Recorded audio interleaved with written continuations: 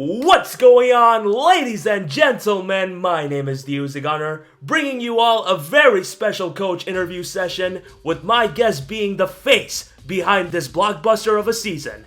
Some of you know him as a shiny hunter, others know him as a 3-time world champion. His name is Dan, aka aDrive. Yo, what is going on, guys? It's your boy Dan, aka aDrive, and that was a pretty epic introduction, Uzi. Thank you for that. I appreciate it. Thank you very much. I try to impress, alright? Anyways, so, first things first, let's address the elephant in the room. What is it exactly that made you decide taking such an ambitious step that nobody has ever done before for this league format in general, from paying your analysts to bringing in an actual freaking championship belt into the equation? Well, I thought back to the days of kind of when I started Draft League, which was the GBA Season 3, and there's been a lot of kind of desire to evolve the Draft League format, but I really haven't seen any evolution of it. It's been very stale, and I don't mean that in any negative way towards any particular people or any groups or anything like that. It's just that nothing's really changed. Like in Season 4 of the GBA, myself, Miguel, John, Shady, a couple other people, we created the tier list that is used a lot of the time in this league and in other leagues with the 400 free points and the drafting. So we created that back in Season 4. And since then, I mean, there's been some kind of differentiating, but the leagues themselves have pretty much stayed the same. There's not really been a lot of evolution. And I wanted to use this opportunity as we kind of close the chapter of Ultra Sun and Moon, moving towards Sword and Shield, to kind of do like a pilot to see if we were to go kind of big with league format, you know, what's the ceiling, what's the level of success that we could have. And you know, I always see from a fan's perspective, there's a huge desire to consume content outside of just the battles, and I wanted to try to bring something unique in terms of content outside of battles, but also ensure that we could create an ecosystem that could support itself moving forward. And that's why it was so important for me to find ways that, you know, to compensate the analysts and to really allow what's going to be a machine of almost 50 content creators together to hopefully thrive in the new WBE for Ultra Sun and Moon, and then hopefully, if it works out, moving forward for Sword and Shield. Not bad at all. Moving on to the next question. This may have been something that people have asked you over and over again, but what was it exactly that made you start being a Pokemon fan? Like, are there any special memories surrounding it that made you that passionate fan that you are now today?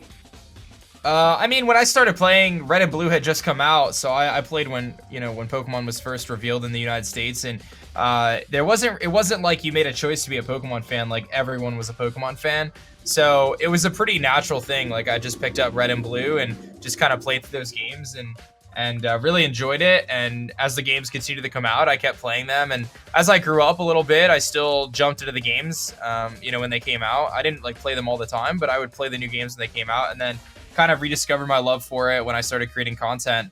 It was something I'd always wanted to do, and I finally found an opportunity to do that. So I really enjoyed, you know, shiny hunting and battling and things like that. And it's pretty cool that I get to call it my job now. Yeah, that's actually pretty great. Anyways, let's move on to the team that you drafted this time around. Would you mind, you know, walking me through the thought process that you had going into this one? Yeah, sure. So obviously I'll have a draft breakdown on my own channel where I'll go a little bit more in depth, but when it came to drafting this team, one thing to note was there's 28 coaches, so there's a very large, probably the biggest league I've ever been in.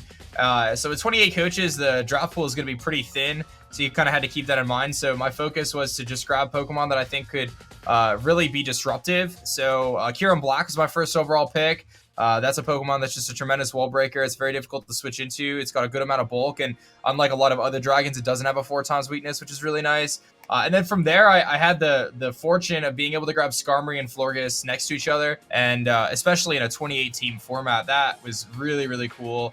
And then from there, I kind of had my sights on Mega Manectric as a Mega. I thought that was a really good pick, just as like a fast pivoter. Again, trying to get Kyurem in. And I really like the defensive core when you throw Gastrodon in there. Gastrodon, Florges, Skarmory just look incredible together, where Gastrodon is resistant and immune to Skarmory's weaknesses, and then it's resistant to Florges' weaknesses, and it kind of forms a really good glue piece there. And then from there, just a couple other pieces. I really liked Lycanroc. I used it previously. It's just a massive, massive threat in terms of a cleaner. It's also can wall break as well.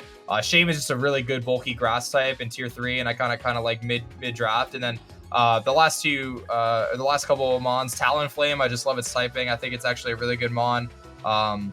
You know, obviously it got that huge Gale Wings nerf, but it's still really viable with Z crystals, and it can be flame body anyway, so it's usually gonna be fast and stuff regardless.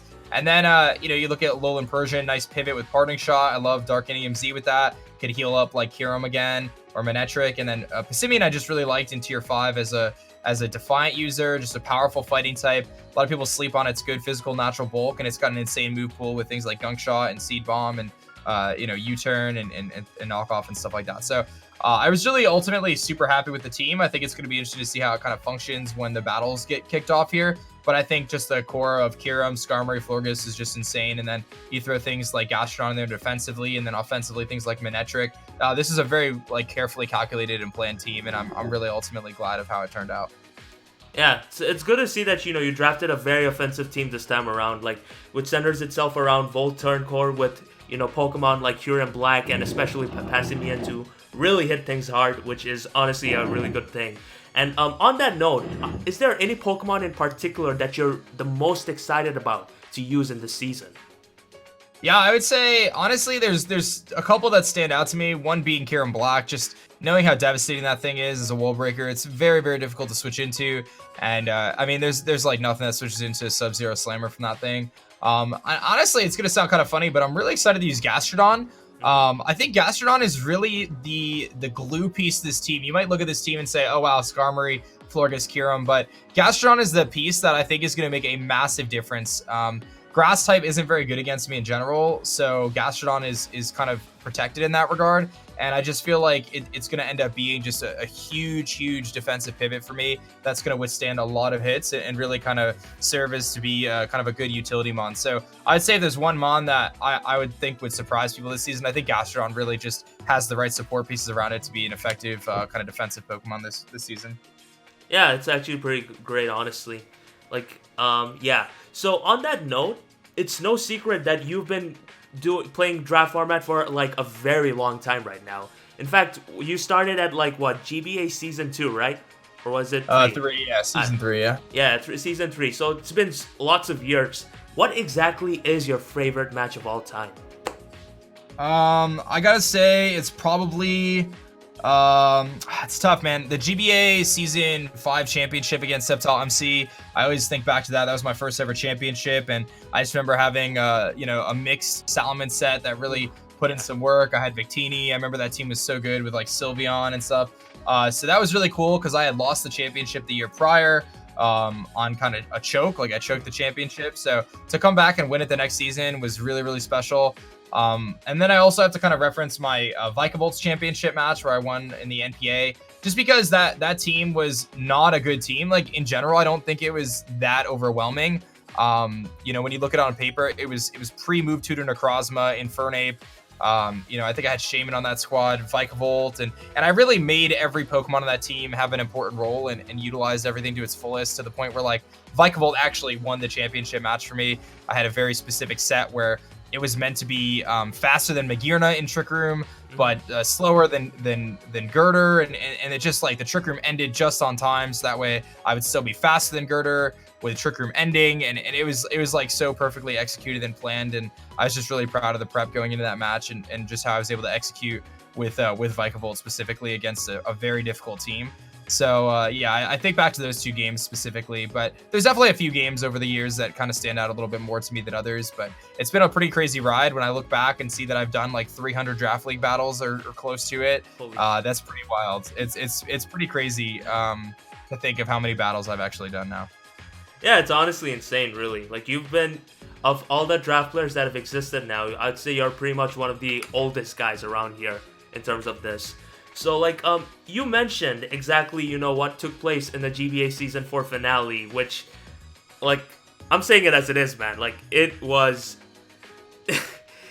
it was a unique battle that ended really, that didn't necessarily go your way. So after such a loss like that, what was it that made you push harder and become the player that you now are today? And what would you think, you know, is different in terms of how you play now to how you used to play back then? I think I'm just a little bit, well, I think just knowledge of the game is important, but I think now one thing that I do that I didn't do then is when I go into a match, I have a very specific game plan that I'm trying to execute now, which is something that I didn't really necessarily do before. I used to just bring the best 6 Pokemon and the best sets I could come up with and just kind of figure it out in the battle, but and which forced me to do a lot of like double switching and things like that, which was kind of my play style. But now I'm going into each match with a very specific strategy, and I'm manipulating the Pokemon and the pieces in the match to get me to that end goal. So it's really about kind of having an end game in mind from turn 1 and just understanding, you know, how much damage do I need on this Pokemon, or how much do I need to weaken this Pokemon, and once this opposing Pokemon goes down, you know, it opens the door for this one, and it's really just a matter of kind of having that all in your head and playing it out, you know, a couple turns ahead as you're going to really be able to calculate out that match. So I think that's the biggest difference in terms of my battling as in terms of its improvement. But kind of going to your original question, after I lost, I was really frustrated. Like, I was really mad because I did feel that I had the game won. You did. And I just kind of lost based on just not enough knowledge. Who would have thought that a pair of swords would click Swords Dance? Like, I just didn't really know Do Blade very well. So you know, that just kind of time and experience kind of helped there. But I would say now I actually, it's funny, now I actually put more time into Draft League than I ever have before. I run practice matches and scrims, and I think I was talking to you about this, or maybe my buddy Ian, but I'm kind of at the point now where, like, I've done this for so long that you know, I've built up quite a following for the Rampardos and Vikavolts, and I really don't want to let the fans down, man. I want to be one of the top teams every season, and I know I can compete at a high level, so I just need to put the work in, and this is my job at the end of the day. Like, I'm lucky enough to say that, so as part of my job, I consider winning battles in league format a big part of my job, so I got to put in the time and the effort to make that happen. Yeah, man, like, from me to you, I'd say that it's your ability to learn from your past matches and your losses that actually makes you, you know, get better with each passing match. Like, that's what, in my opinion, the most important thing when it comes down to, you know, actually taking part in draft format. And it's your ability to do that with along the other things that you've done that you just mentioned that led to you becoming the player you are now today. So yeah, props to you, man. So Thank you. Yeah, so this is an important question considering how much you're involved with this league in general. But what are your hopes for this season other than winning the very first ever Draft League Championship title? Yeah, I mean, I definitely want to win the belt. It's actually sitting behind me, and it looks incredible. But my hopes for the season is honestly, like, there's a few things that I really want. One of the things I want is I want the coaches to ultimately have a good time and have fun with Draft League Pokemon. I think that that's really important. I want the analysts to feel appreciated and feel like not only have they improved throughout the season, but they were compensated fairly and appreciative of kind of the opportunity, and the fans are excited about those videos, and there's a lot of pieces. I just want, ultimately, when all is said and done, I want the people who watch these videos and to watch the WBE to be excited about competitive Pokemon and to give a stage to competitive Pokemon that really hasn't been created before. From a creative perspective, right? Because obviously there's the official Pokemon format, but there's not a ton of, like, YouTubers in that that are really competing at a high level. So this is really kind of the way for YouTubers and streamers to compete and in front of an audience for Pokemon. And I really would like to see, you know, what the potential is, because I think there is a lot of opportunities. So hopefully we can stay within our budget financially. That's on my shoulders to figure out, and hopefully we can make everyone happy when all is said and done. Like I said, I really look at the vision of WBE this season as an opportunity to give 50 people an opportunity or a chance to grow their content in various ways, and also receive some sort of compensation for that. And that's really important to me. So yeah, other than exposure is great and all, but you know, get some actual PayPal cash money, you know. So yeah, I'm really excited about it. I just hope that people appreciate it and enjoy it and have fun. And like I said, we'll see what happens. I think it's going to be pretty sick, though. I'm looking forward to it, and I'm even more so looking forward to, you know, taking our lessons that we learn over the next, you know, few months and really trying to adapt them and evolve into what will hopefully be something even more incredible for you know, Sword and Shield. Yeah, for sure, man. Anyways, to conclude, what exactly are your hopes for Sword and Shield and the WBE when that time comes?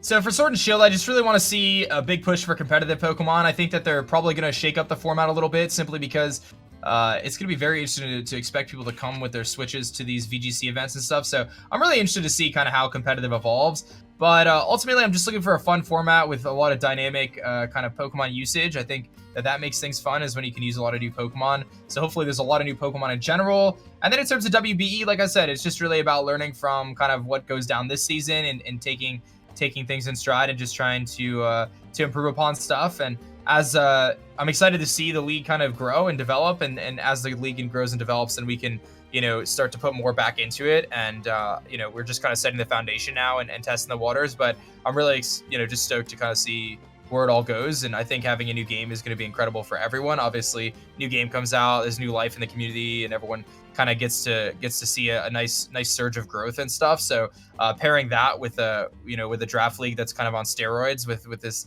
kind of massive undertaking we're doing here with WBE could be a really good formula for success for a lot of people. And like I said, I mean, when you look at every piece to the puzzle in WBE, you have the 28 coaches, you have a team of analysts, about 10 different analysts, you have people doing graphics behind the scenes, and when all is said and done, we're going to have roughly 50 people touching this massive project. And if I can look back at the league and say, all right, I helped 50 people, or together collectively we helped 50 people grow their content in a positive way, then that's going to be massive. And ultimately being able to entertain what's going to hopefully be hundreds of thousands of people over the next few months, that's really exciting too. So I hope you guys are ready for some awesome battles and just some great draft league Pokemon, and it's going to be fun. So please be sure to show the love to all the analysts and all the videos there, and don't hesitate to just drop some love on the various coaches and their battles and stuff. It really makes a difference and gets everyone excited to continue to play and stuff. Yeah, for sure, man. Like, at the end of the day, these initiatives that's being taken, like, it's obviously a very foreign concept, and if anything, it's a huge motivator towards everybody actually putting in that effort. I genuinely think that, everybody's gonna actually band together and be motivated enough to work together, and hopefully if things work out the way they should, this is definitely going to be successful. And I'm not saying this just because I'm working with you and all of that stuff. So yeah, fingers crossed. And with that being said, ladies and gentlemen, that is going to be the interview with my good friend Dan, aka aDrive. If you guys are excited for this season, be sure to smash that like button. I'm kidding. And let us know in the comment section down below, what are your thoughts on the interview? My name is the UziGunner. His name is aDrive. Thank you very much for watching. And with that, I bid you all adieu. Bish!